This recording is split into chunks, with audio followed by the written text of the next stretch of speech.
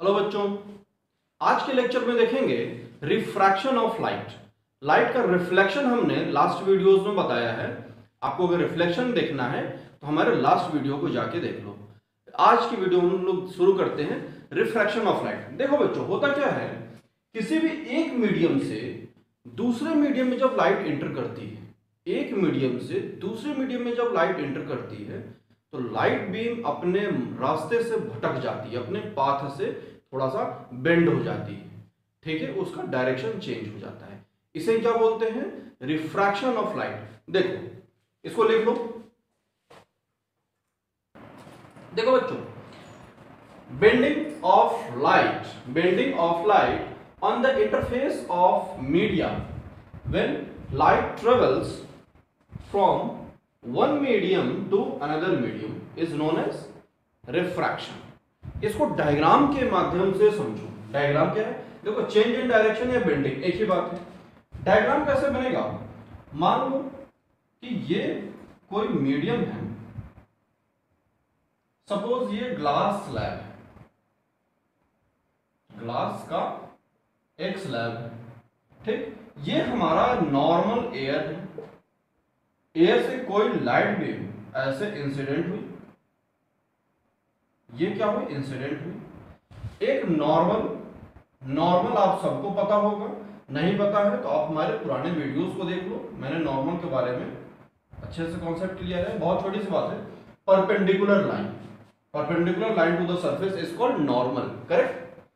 Normal से क्या होती है, अगर ये रास्ते के बीच ग्लास स्लैब नहीं आता बच्चों तो क्या होता, ये लाइट बीम स्ट्रेट निकल जाती, जिस रास्ते से आ रही थी बिल्कुल स्ट्रेट चली जाती है लाइट, लेकिन रास्ते में क्या आ गया? ग्लास स्लैब आ गया। तो ये होता क्या है कि नॉर्मल के तरफ ये थोड़ी सी बेंड हो गई, नॉर्मल की ओर बेंड हो गई। ठीक, एक और घटना देखा गया। क्या देखा गया बच्चों? कि जब लाइट बीम को ग्लास से इंसिडेंट किया, ये ग्लास है, ग्लास से इंसिडेंट किया तो इसके अराउंड भी एक नॉर्मल होगी। तो अब क्या होगा, ये हमारा ग्लास है और अब ये एयर हो गया, ग्लास से एयर। तो अब इस लाइट बीम को ऐसे आना चाहिए था, लेकिन अब क्या होगा? ऐसे बेंड होगा। ये हमारे मर्जी के ऊपर नहीं है, ये लाइट का बिहेवियर होता है बच्चों। ठीक है, बिहेवियर क्या है अब समझना है। देखो, मीडियम दो तरह के होते हैं, एक होता है रेयरर मीडियम, एक होता है डेंसर मीडियम। ठीक है, एयर क्या है? रेयरर मीडियम है, और उसके कंपैरिजन में ग्लास क्या है? डेंसर मीडियम है। डेंसर में क्या होती है? लाइट की स्पीड कम हो जाती है, लाइट की स्पीड कम हो जाती है, जिसके वजह से स्पीड कम हो गई। ये आई रेयरर टू डेंसर, तो क्या हुई? ये नॉर्मल की ओर गिर गई, स्पीड कम होने की वजह से ये गिर गई। अब क्या हुआ है? ये डेंसर टू रेयरर जा रही है। तो जैसे अपने मीडियम को चेंज किया, कहां पे चेंज कर रहा है? ये इसको बोलते हैं इंटरफेस सरफेस। इंटरफेस पे जब मीडियम को चेंज किया तो क्या हो गया? ये इसकी स्पीड बढ़ गई, ये उछलते हुए चली गई। ठीक है, ये बाउंस होकर के ये चली गई। इसकी वजह से ये क्या हुआ? ये नॉर्मल से अवे हो गया ये, और ये नॉर्मल की ओर झुक गया। इस एंगल को आई बोलते हैं, इस एंगल को आर। आई क्या है बच्चों? Angle of incidence. आर क्या है? Angle of refraction. Correct, angle of incidence और एंगल ऑफ रिफ्रैक्शन, ये दो बातें।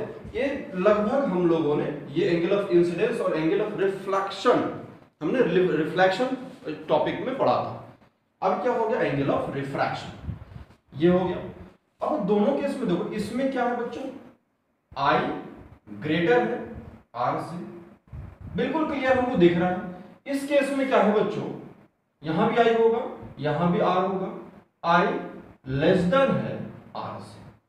ठीक, रिफ्लेक्शन में क्या होता था? रिफ्लेक्शन में इंसिडेंट और रिफ्लेक्शन एंगल दोनों इक्वल होते थे, लेकिन यहां पे कोई जरूरी नहीं। इक्वल छोटा होगा या बड़ा होगा, कुछ भी हो सकता है, करेक्ट। अब देखो एक और कंडीशन को मैं आपको समझा देता हूं, एक और, इसको आपने नोट कर लिया। इंटरफेस का मतलब होता है जहां पे दो मीडियम आकर के मिलते हो, जहां पे दोनों मीडियम्स की मीटिंग सरफेस हो, उसे बोलते हैं इंटरफेस सरफेस, करेक्ट। देखो एक और कंडीशन को समझना है। मान लीजिए हमारे पास कोई बड़ा सा पॉट रखा है, उसमें हमने वाटर फिल कर दिया, प्लेन वाटर है, ठीक है। इस पे आपने एक सिक्का डाल दिया, एक कॉइन डाल दिया। आप यहां से कहीं बाहर से देख रहे हो, तो अब क्या होता है बच्चों, आप इसको तो बहुत आराम से डेली लाइफ में एक्सपीरियंस कर सकते हो। अब क्या होता है, ये सिक्का, अब एक चीज पहले बता दो, ये क्या है, वाटर, और ये क्या है, एयर। ये क्या हो गया बच्चों, रेयर मीडियम हो गया, और ये क्या हो गया, डेंसर मीडियम हो गया। अब एक बात बताना है, डेंसर टू रेयरर जाएगी लाइट, डेंसर टू रेयरर होगी तो क्या होती है, स्पीड ऑफ लाइट इंक्रीज करेगी। स्पीड ऑफ लाइट इंक्रीज करने की वजह से देखो क्या होता है, अभी हमने बताया, एक लाइट बीम ऐसे आएगी और एक लाइट बीम मान लो हमने ऐसे मान ली, ठीक। थोड़ा सा और पास में ले लेते हैं, हमारे पास स्पेस की कमी है इसलिए पास में किया, ठीक। लाइट बीम हमेशा ऑब्जेक्ट से व्यूअर्स की तरफ बढ़ती है, इस कॉन्सेप्ट को याद रखना, व्यूअर्स से ऑब्जेक्ट की तरफ नहीं बढ़ेगी, ठीक है बच्चों। देखो अगर यहां मीडियम चेंज नहीं होता तो क्या होता बच्चों, ये बिल्कुल अपने पाथ से बिना डेविएट हुए, बिना भटके सीधे निकल जाते, लेकिन ऐसा नहीं होना है, यहां मीडियम चेंज होगा। मीडियम चेंज हुआ तो क्या होगा, एक ऐसे नॉर्मल होगा, इस लाइट बीम के अलोंग भी एक नॉर्मल होगा, ये दो नॉर्मल मैंने बोल्ड लाइन से बना दिया। अब आपको बताने की जरूरत है, आप बताओ क्या होना चाहिए बच्चों, यहां से ये नॉर्मल है और ये rarer, denser to rarer light beam enter कर रही है, तो क्या होगा, ये नॉर्मल से अवे हो जाएगा। अभी हमने बताया अवे हो जाएगा, नॉर्मल से दूर, तो कुछ ऐसे निकल गया, ठीक, कुछ इस टाइप का निकल गया। ये लाइट बीम भी कुछ डिविएट हो गया, ऐसे निकल गई। ये यहां तक तो नेचुरल फिनोमिना हुआ। हमारी आंख यहां पे है, व्यूअर यहां पे है, तो क्या हमारी आंख किसी कर्व पाथ को या फिर किसी टेढ़े मेढ़े पाथ को देख सकती है क्या? बिल्कुल नहीं। ह्यूमन आई सिर्फ स्ट्रेट पाथ को, स्ट्रेट लाइट बीम को ही ऑब्जर्व कर सकती है। तो ह्यूमन आई ने इस सिक्कों को देखने में असमर्थ हो गया, ठीक, कैपेबल नहीं है। तो क्या होगा, जब इसको एक्स्ट्रापोलेट किया गया इस लाइट बीम को, तो ये क्या हुआ, यहां पे हमें सिक्का दिख गया, ठीक है। अब देखो ये क्या है, ये है रियल पोजीशन, ये क्या है बच्चों, एक्चुअल पोजीशन, ठीक है। सिक्के का एक्चुअल पोजीशन हो गया, ये एक्चुअल पोजीशन है, इसे क्या बोलेंगे, अपरेंट पोजीशन, अपरेंट पोजीशन, ठीक है। इस ऑब्जेक्ट को अपरेंट पोजीशन कहा जाता है। इस तरीके से इस केस में इसका मैकेनिज्म आपको समझना है, याद रखना है, ये पूरे रिफ्रैक्शन में काम आएगा, पूरे रिफ्रैक्शन में काम आएगा। अब हम देखते हैं जनरल लाइफ के कुछ एग्जांपल्स भी देख लो बच्चों। जनरल लाइफ के कुछ एग्जांपल्स होते हैं जो, देखो बच्चों, कुछ ऐसे एग्जांपल्स हैं जो हम अपने डेली लाइफ में डेली देखते हैं, डेली नहीं तो अक्सर देखते हैं, डेली नहीं कह सकते लेकिन जनरली हम देख ही लेते हैं। रेनबो तो आप सबने देखा होगा, रेनबो आपने सब देखा होगा। रेनबो में क्या होता है, रिफ्रैक्शन का ही कॉन्सेप्ट फॉलो होता है। ट्विंकलिंग ऑफ स्टार्स, रात में कुछ ढेर सारी स्टार्स आपको टिमटिमाते हुए दिखाई देती हैं, ट्विंकलिंग करते हुए दिखाई देती हैं। ट्विंकलिंग ऑफ स्टार्स किसकी वजह से होती है, रिफ्रैक्शन की वजह से। नेक्स्ट हमने क्या देखा, बहुत गर्म सीजन हो, बहुत हॉट डे हो, हॉट डे में अगर आप किसी प्लेन सरफेस पे चल रहे हो, रोड पे चल रहे हो, तो क्या होता है, आपको पता चलता है कि सामने पानी गिरा हुआ, वाटरी रोड आपको दिखती है। ये क्यों होता है? रिफ्रैक्शन की वजह से। एक्चुअल में पानी नहीं होता, क्यों होता है? रिफ्रैक्शन की वजह से दिखता है। या फिर आप इसको बहुत अभी कर लो, अभी करके देख लो एक एग्जांपल। शीशे की ग्लास ले लो, ग्लास में पानी भर लो, अपनी पेंसिल या पेन को ऐसा डिप कर दो, ठीक। यहां से आपको अपनी पेंसिल टेढ़ी दिखाई देगी। क्यों? ये हो गया आपका एक्चुअल, ये हो गया अपरेंट पोजीशन, और ये बेंडिंग ऑफ पेंसिल क्यों दिखाई देता है? रिफ्रैक्शन की वजह से, रिफ्रैक्शन की वजह से होता है। ठीक है बच्चों, ये एग्जांपल्स आपके बहुत काम आएंगे और कॉन्सेप्ट को क्लियर करने में भी आपको हेल्प करेगा। चलो आगे देखते हैं, कॉज ऑफ रिफ्रैक्शन क्या होता है बच्चों, रिफ्रैक्शन की वजह क्या होती है। देखो बच्चों, कॉज ऑफ रिफ्रैक्शन, रिफ्रैक्शन तो समझ लिया क्या होता है, रिफ्रैक्शन को हमने बता भी दिया क्यों होता है। अब इसको लिख लो, समझ के लिख लो। क्या होता है? Refraction of light is due to change in the speed of light in different media. अभी हमने बताया अलग मीडिया में जैसे कन्वर्ट होगा, चेंज होगा, उसकी क्या स्पीड, ये स्टेट आनी थी, लेकिन क्या हो गया, यहां से ये एयर था और यहां से ये ग्लास हो गया, तो क्या हो गया, ये इसकी स्पीड चेंज हो गई। स्पीड चेंज होने की वजह से इसकी पोजीशन चेंज हो जाती है, उसी को बोलते हैं रिफ्रैक्शन। तो हमने फिर से बता दिया रिफ्रैक्शन क्यों होता है, स्पीड ऑफ लाइट में डिफरेंस हो जाता है, ठीक, स्पीड ऑफ लाइट में डिफरेंस हो जाता है। स्पीड ऑफ लाइट डिफरेंस क्या होता है? देखो बच्चों, speed of light in air, क्या होता है? 3 × 10⁸ मीटर पर second. Speed of light in glass क्या होता है? 2 × 8⁸ मीटर पर सेकेंड। यहां पे क्या थी स्पीड? 3 × 10⁸। जैसे यहां इंटर हुई 2 × 10⁸ मीटर पर सेकेंड हो गई। स्पीड कम हुई, बेंड हो गई, स्पीड कम हो गई, बेंड हो गई, उसकी अकड़ निकल गई लाइट की। ठीक है, अब देखो ये जो डिफरेंस होता है बच्चों, ये देखो इन दोनों के बीच डिफरेंस है ना, डिफरेंस है। ये डिफरेंस जितना ज्यादा होगा रिफ्रैक्शन उतना ही अधिक होगा। ठीक है, जितना ज्यादा होगा रिफ्रैक्शन उतना ही अधिक होगा। जैसे ये ग्लास है, मान लो इस ग्लास को हमने थोड़ा सा और डेंस कर दिया, या फिर कुछ ऐसे दीवार बना दी जिसमें हमको लाइट बीम इंटर करनी है, एयर से आएगी, किसी वॉल में जाना है, तो क्या हो गया, उसका रिफ्रैक्शन बहुत ज्यादा हो जाएगा। ठीक है, क्यों? क्योंकि लाइट की स्पीड का डिफरेंस बहुत ज्यादा होगा, जिसके वजह से उसका रिफ्रैक्शन भी बहुत ज्यादा हो जाएगा। ठीक है, एक कॉन्सेप्ट को और सीख लो, इसको आपने नोट कर लिया, फटाफट नोट कर लो, जिसका छूट जाए पॉज करके नोट करते चलो। जो हमने अभी बताया उसी के बेसिस पे एक बात और समझ लो। एक बात क्या समझना है, मान लो एक ग्लास स्लैब लिया, ये क्या लिया? Glass slab.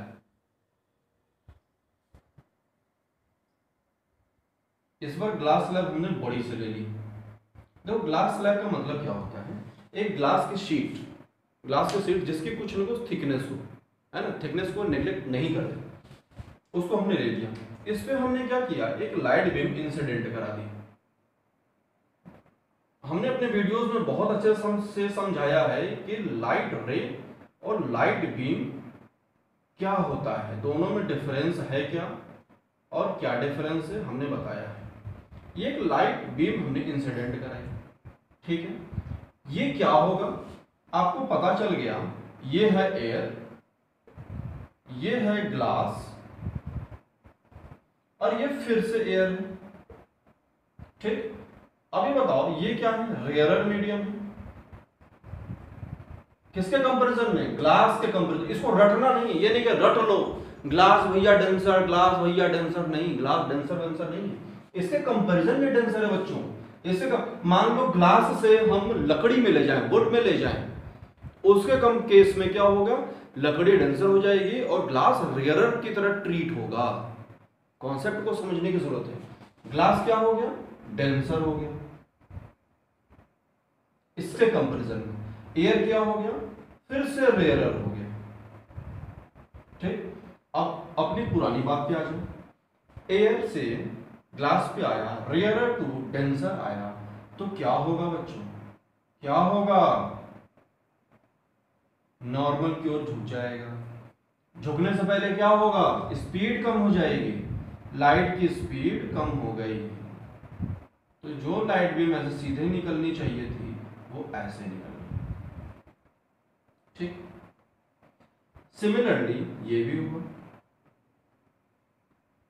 ये भी ऐसे सीधे निकल गई, टेढ़ी होकर निकल गई, जो सीधे निकलना चाहिए था थोड़ी सी बेंड हो गई। अब एक बात बताओ, ये लाइट बीम आ रही थी ना, एक कॉन्सेप्ट पहले समझो, मान लो ये कोई रोड है, सड़क है,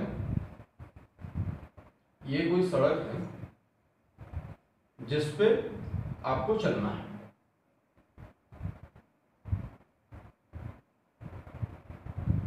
सड़क के किनारे क्या है, ये रोड है,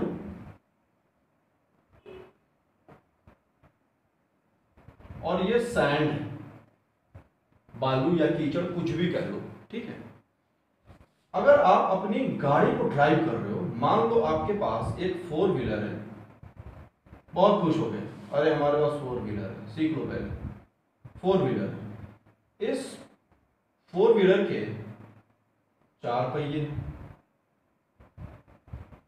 हमने बोला कि आप इस सड़क पे चल लिए, आपकी लाइट बीम स्ट्रेट चल रही है, ठीक है, अब थोड़ा सा इस गाड़ी को इधर घुमाना है, तो आपकी गाड़ी की पोजीशन कैसी हो जाएगी, कुछ इस टाइप में हो जाएगी कि नहीं हो जाएगी, हो जाएगी ना। आपके चारों पहियों की पोजीशन ऐसे हो गई। ठीक, इस गाड़ी की स्पीड मान लो 50 किलोमीटर पर आवर थी, ठीक है, 50 किलोमीटर प्रति घंटा की स्पीड से आप भाग रहे हो, मतलब चारों पहिए की स्पीड 50 किलोमीटर पर आवर है, चारों पहिए की स्पीड 50 किलोमीटर पर आवर है। जैसे अपनी गाड़ी को इधर की ओर घुमाओगे, तो आपको, आप क्या चाहते हो कि आपकी गाड़ी बिल्कुल स्ट्रेट चली जाए, स्ट्रेट चली जाए, लेकिन ऐसा नहीं होगा।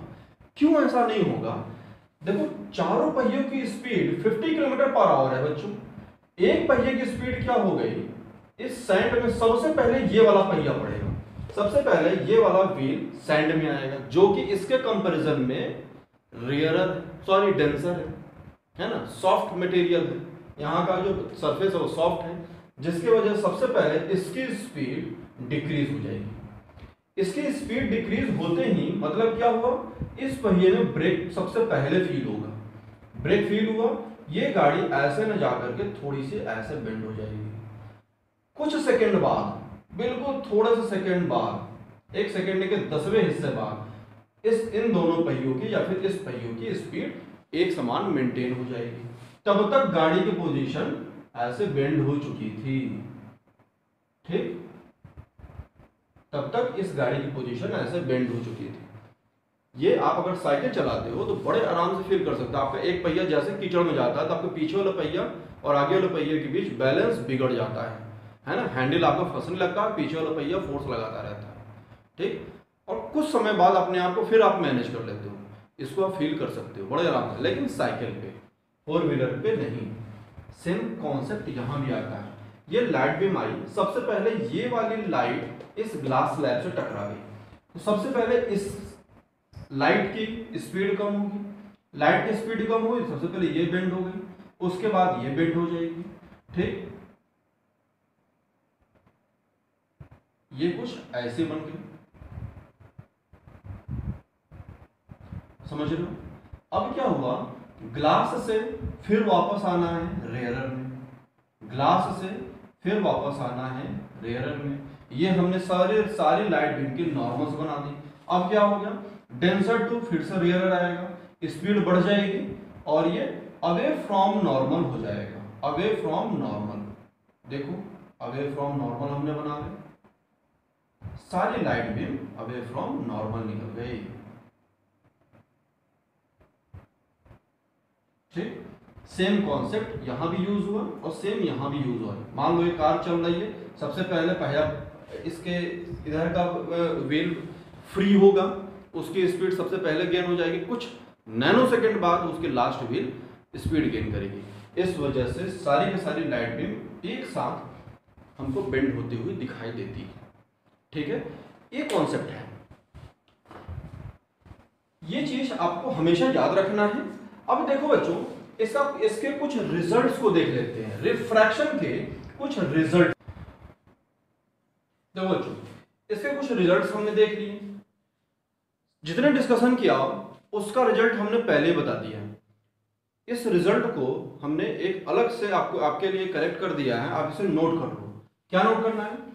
जब light beam rarer to denser enter करती है, रेयरर टू डेंसर मींस ये एयर है और ये ग्लास है या वाटर है, कुछ भी है, तो किधर की जाएगी? ऐसे मुड़ जाएगी टुवर्ड्स द नॉर्मल, ये नॉर्मल की ओर मुड़ जाएगी, it bends towards the normal. Second condition क्या है? सेकंड रिजल्ट क्या है? जब ये rarer medium to water to air, जब ये आता है, लाइट बीम आ रही है, तो ये क्या होगा बच्चों? अवे फ्रॉम नॉर्मल, ये नॉर्मल है, अवे फ्रॉम नॉर्मल हो जाएगा।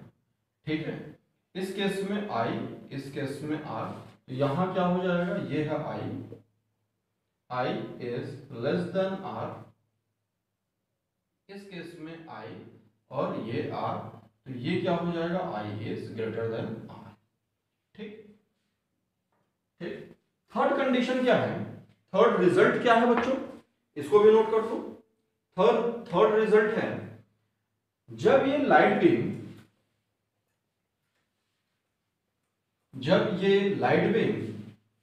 नॉर्मल के अलोंग इंसिडेंट हो जाएगी, जैसे ये है, ये कोई ग्लास स्लैब है या वाटर का स्लैब हमने बना दिया, आइस की सिल्ली है, कुछ भी है, ये हमारा नॉर्मल हो गया। लाइट बीम को हमने इसी के अलोंग इंसिडेंट करा दिया, नॉर्मल से कोई एंगल नहीं बना रहा, मतलब angle of incidence is equal to 0, तो क्या होगा? बिल्कुल स्ट्रेट निकल जाएगा, means angle r is also equal to 0। क्या होगा?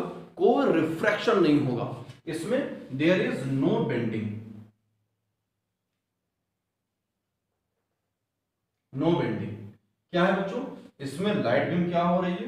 There is no bending when